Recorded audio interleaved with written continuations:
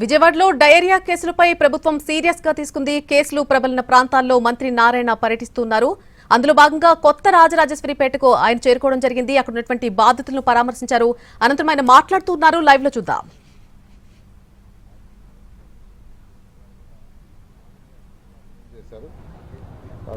దాని మీద చేయంగానే యాక్షన్ రావడం జరిగింది. దీని మీద క్షుణ్ణంగా పరిశీలించి అన్ని టెస్టులు చేసి ప్రాబ్లం లేకుండా చేయడం జరుగుతుంది. దాన్నే యాక్చువల్గా అంటే ఒకసారి టెస్టులు చేస్తే ఆ టెస్టుల్లో ఎటువంటి ప్రాబ్లం లేదు. అయినప్పటికీ డీప్గా మరొక టెస్ట్ కొన్ని చేయమన్నాను. అది చేసిన తర్వాత మనకి ఏదైనా తెలుస్తుంది.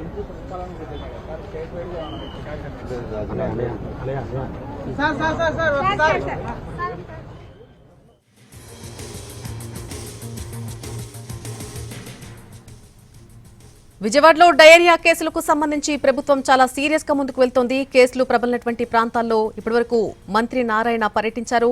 అందులో భాగంగా కొత్త రాజరాజేశ్వరిపేటకు ఆయన చేరుకోవడం జరిగింది. అక్కడ బాధితులు ఎవరైతే ఉన్నారో వారందరినీ కూడా ఆయన పరామర్శించారు. అంతేకాదు వీఎంసీ వైద్య ఆరోగ్య అధికారులతో కూడా ఒక సమీక్ష నిర్వహించారు మంత్రి నారాయణ. ఇప్పటివరకు మొత్తంగా 73 డయేరియా కేసులు అక్కడ నమోదయ్యాయి. 42 మందికి ఇంకా ట్రీట్మెంట్ కొనసాగుతోంది.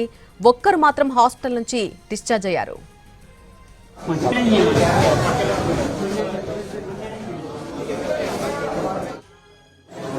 రాజరాజేశ్వరిపేటలో డయేరియా కేసులు అయితే ప్రబలుతున్న పరిస్థితి అయితే ఉంది.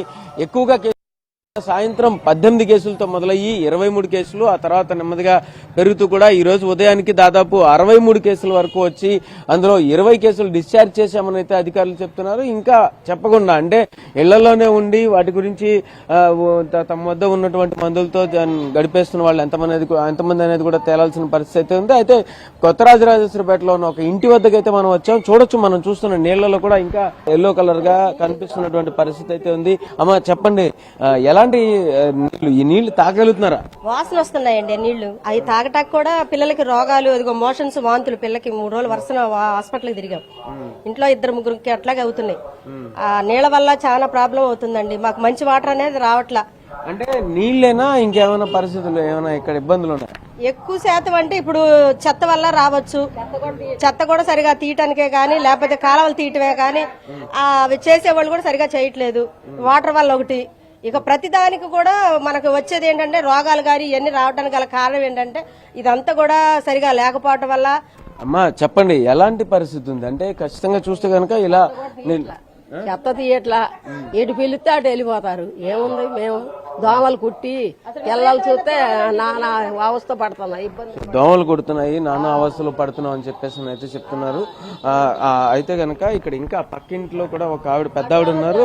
ఆవిడతో కూడా ఒకసారి మాట్లాడించే ప్రయత్నం అయితే చేద్దాము. ఖచ్చితంగా ఇక్కడ చూడొచ్చు, ఇప్పుడైతే మాత్రం పారిశుధ్యానికి సంబంధించినటువంటి కార్యక్రమాలు అయితే విస్తృతంగా చేస్తున్నటువంటి పరిస్థితి అయితే ఉంది.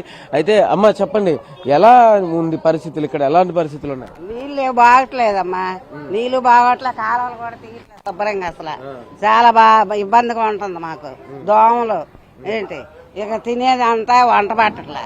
ఈ రేసనాలు, వాంతులు, చాలా సార్లు పెద్దవాళ్ళు కూడా పడిపోతున్నారు, పిల్లలు పడిపోతున్నారు. ఎన్ని రోజుల నుంచి ఇలాంటి పరిస్థితులు? 4 రోజులు ఉంది.